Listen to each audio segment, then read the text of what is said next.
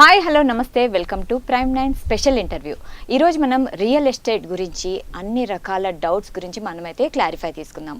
ఇప్పుడు real estate భూమిలో ఉంది అంటున్నారు, అది ఎంతవరకు నిజం, లాభాలు వస్తాయా రావా అనే డౌట్స్ అన్ని ఈరోజు మనం క్లియర్ చేసుకుందాము. మనతో పాటు ఉన్నారు real estate expert Rajesh Reddy గారు. ఆయన్ని అడిగి మరిన్ని వివరాలు తెలుసుకుందాం. నమస్తే అండి. నమస్తే సార్, చెప్పండి, రియల్ ఎస్టేట్ ఇప్పుడు ఎలా ఉంది హైదరాబాద్లో? సో దాని గురించి చెప్పండి. గత 6 months to 1 year తో కంపేర్ చేస్తే ఈ రోజు రియల్ ఎస్టేట్ లాస్ట్ 1 month నుంచి అయితే కొద్దిగా కంపారిటివ్లీ బాగుందండి. ఎందుకంటే మనకు ఓవరాల్ ఇండియా వైజ్ చూసినట్టయితే హైదరాబాద్ మార్కెట్ చాలా బాగుందని నైట్ ఫ్రాంక్ కానీ వివిధ సంస్థలకు సంబంధించిన సర్వే సంస్థలు కూడా మనకు మంచి పొజిషన్లో ఉన్నట్టుగా మన 7th ర్యాంక్ ఒకటి చదివి 2nd ర్యాంకు ఒక సర్వే ఇవ్వడం జరిగింది. అదేవిధంగా ఈ హైదరాబాద్ మార్కెట్ ఎప్పటికి కూడా బూమింగ్ ఉంటుంది. ఎందుకు బూమింగ్ ఉంటుందంటే ఇక్కడ అన్ని రకాల ఇన్ఫ్రాస్ట్రక్చర్ డెవలప్ అవుతున్నటువంటి అప్కమింగ్ సిటీలా ఉంటుంది కాబట్టి దాంతోపాటు ఇది దక్కన్ పీఠభూమి. హైదరాబాద్లో లివింగ్ కాస్ట్ కూడా తక్కువ ఉండడం వల్ల ఏంటంటే ఎక్కువ మంది ఇన్వెస్ట్ చేయడానికి ఇక్కడ ఇష్టపడుతున్నారు. దాంతోపాటు ఏంటంటే ఇక్కడ మ్యానుఫ్యాక్చరింగ్ అండ్ రీసెర్చ్, అదేవిధంగా ఎడ్యుకేషనల్ అండ్ ఫార్మాకి సంబంధించిన అన్ని రకాల సంబంధించినటువంటి ఇండస్ట్రీస్ ఉండడం, దానివల్ల ఏంటంటే ఎంప్లాయ్మెంట్ క్రియేట్ అవ్వడము, దాంతోపాటు ఏంటంటే ఇక్కడ స్కిల్ పీపుల్ ఎక్కువగా ఉండడం వల్ల ఇక్కడ రావడానికి ఇష్టపడుతున్నారు, ఇక్కడ ఉండడానికి ఇష్టపడుతున్నారు.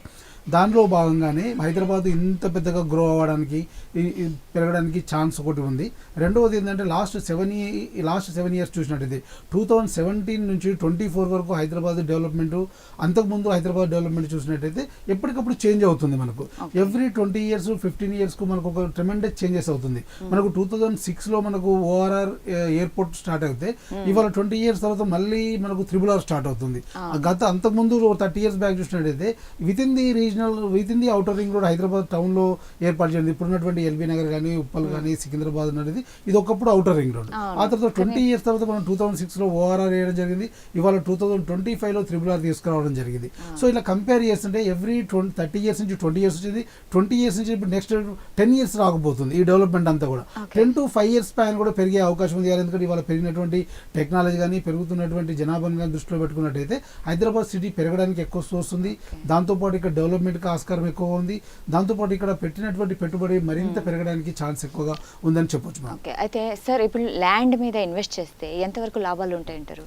డెఫినెట్గా ఉంటుంది. మీరు గతంలో చూసారు కదా, లాస్ట్ 3 years నుంచి మీరు చూస్తున్నటువంటి చేంజెస్ చూస్తున్నారు కదా. ఒకప్పుడు 10,000, 20,000, 50,000 గజం ఉంటేనే మనం ఎక్కువ అనుకునే వాళ్ళం. ఇవాళ రీసెంట్గా మనం గచ్చిబౌలిలో 2,92,000 గజం అమ్మిన తీరు చూసాం. మనం కుకట్పల్లిలో 2,98,000 గజం అమ్మిన తీరు కూడా చూసాం. అదేవిధంగా కోకాపేటలో మనకు 100 CR ఎకరం అమ్మిన సిచ్యువేషన్ కూడా చూసాం. సో భూమికి రోజుకు ప్రాధాన్యత పెరుగుతుంది, భూమి యొక్క విలువ పెరుగుతుంది, జనాభా పెరుగుతుంది, కానీ భూమి పెరగట్లేదు. ఇక్కడ ఇది ఎప్పటి నుంచో ఉన్నటువంటి నానుడి.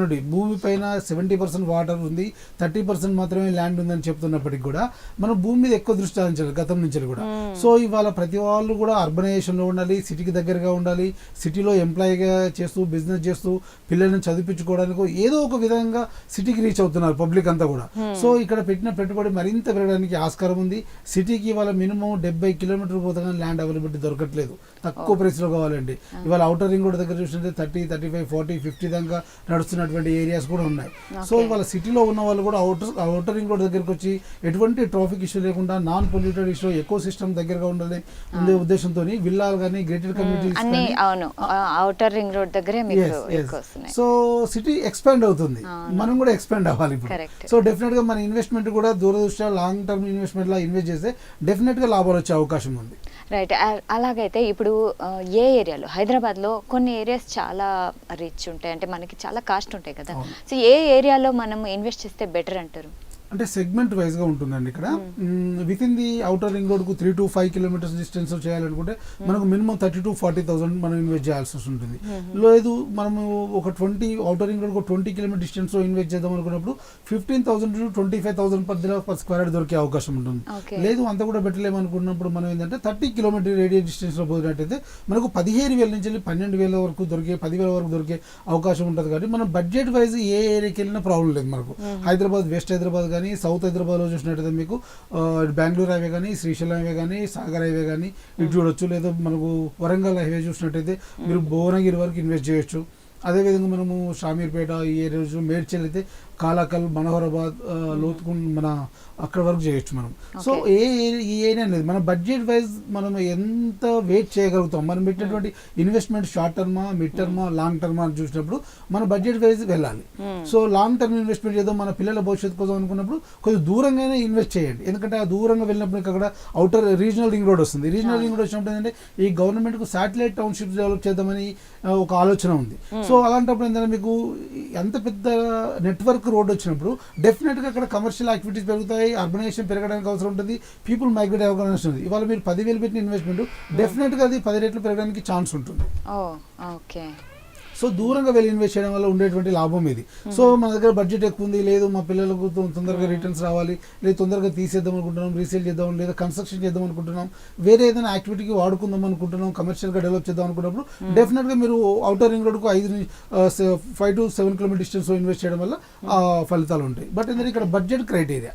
ఓకే, బడ్జెట్ ఎంత ఉంటే ఆ ఏరియాని బట్టి మనం అక్కడ సెలెక్ట్ చేసుకొని ఇన్వెస్ట్ చేసుకోవచ్చు అంటారు. ఓకే. సో అయితే ఊరి బయట కూడా మనం ఇన్వెస్ట్ చేయొచ్చు, దాంట్లో కూడా లాభాలు ఉన్నాయని మీరు అంటున్నారు. డెఫినెట్గా అండి. ఎందుకంటే మన హైదరాబాద్ ఒకటే కాదు, హైదరాబాద్ ఇప్పుడు ఆనుకొని హైదరాబాద్కు చుట్టుపక్కల 11 జిల్లాలు ఉన్నాయి. ఉమ్మడి జిల్లాలతో డివైడ్ అయినటువంటి జిల్లాలు ఏవైతే ఉన్నాయో వాటిని అందుకొని మనకు 11 జిల్లాలు యాడ్ అయి ఉన్నాయి. సో ఏ డిస్టిక్ ఆ డిస్టిక్ మనం ఇండస్ట్రియలైజేషన్ అవుతుంది, అర్బనైజేషన్ అవుతుంది, ఎంప్లాయ్మెంట్ పెరుగుతుంది. సో హైదరాబాద్ సిటీ కూడా ఎక్స్పాండ్ అవుతుంది. సో రెండింటి మధ్యలో ఉంటున్నారు మన ఇన్వెస్ట్మెంట్స్ అంతా కూడా హైదరాబాద్కు ఆ పక్కన డిస్టిక్ ఏ డిస్టిక్ అయితే ఉంటుందో అట్లా ఉంటుంది. ఫర్ ఎగ్జాంపుల్ మీరు బెంగళూరు హైవే తీసుకోండి, షాద్ నగర్ వరకు రంగారెడ్డి డిస్టిక్ ఉంది, రంగారెడ్డి డిస్టిక్ తర్వాత వచ్చేది మళ్ళీ మహబూబ్నగర్ డిస్టిక్, జడ్చర్ల. సో ఈ కంటిన్యూ ప్రాసెస్ అంతా ఈ లైన్ మొత్తం కూడా డెవలప్మెంట్స్ ఎప్పటికీ కంటిన్యూస్గా జరుగుతుంది. సో ఈ మధ్యలో ఇన్వెస్ట్ చేసిన వాళ్ళకి డెఫినెట్గా లాభాలు ఉండే అవకాశం ఉంటుంది. ఓకే. సో చూసారు కదా, రియల్ ఎస్టేట్ పరిస్థితి హైదరాబాద్లో ఇలా ఉంది. సో అన్ని రకాల డౌట్స్ అయితే మనము రాజేష్ గారు క్లియర్ చేశారు. రియల్ ఎస్టేట్లో భూమి ఎలా ఉంది, ఎలా ఇన్వెస్ట్ చేస్తే మనకు లాభాలు వస్తాయి, అండ్ లొకేషన్ ఏ ఏరియాలో మనం ఇన్వెస్ట్ చేస్తే ఎక్కువ లాభాలు వస్తాయి అనేది మీరు ఇప్పుడు తెలుసుకున్నారు.